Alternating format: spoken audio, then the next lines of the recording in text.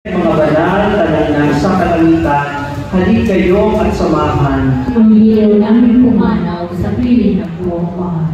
Si Kristo ang mag-aakay sa kandungan ni Abraham upang gawin ay huminlay. Ang ilaw namin pumanaw sa piling ng buong mahal. Sa ilaw na walang hanggan, kapayapaan kailanmay pagkakiti ng may kapal. Ang ilaw namin pumanaw sa piling ng buong mahal.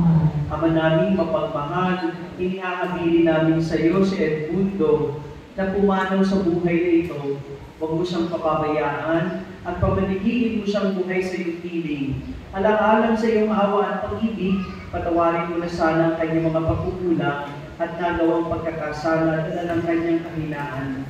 Manatili nawa siyang maligaya sa iyong piling, kasama ng iyong anak at ang Espiritu Santo, magpasawalang hanggan. Amen. Paalam sa iyo kapatid na pumanaw, mapasatingin ka naman ng poong may kapal, ang pagpapala ng Diyos ay mauhin mo, sa ngalan ng Ama, at ng Anak, at ng Espiritu Santo. Amen. Sa paraiso, magkikipakita muli tayo, samahan ka ng mga santo, kahit na may nauuna, tayo rin ay magsasama, upang lagi tayo lumigaya sa piling ng Diyos Ama. Amen. Atin pong itatagubili sa kalinga at panalangin ng Maria ang kaluluwa ng kapatid natin si Edmundo. Sama-sama tayo magdadasal.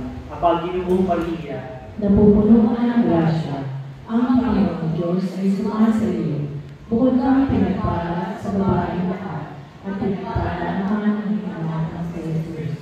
Santa Maria, Ina ng Diyos, panalangin mo kami makasalanan, ngayon at kung kami mamatay. Amen. Luwalhati sa Ama, sa Anak at sa Espiritu Santo, para sa una ngayon at magpakailanman, magpasawalang hanggan. Amen. tapos na po ang ating pagdiriwang, umayong kayo taglayin, ang kapayapaan ni Kristo. Salamat sa Diyos.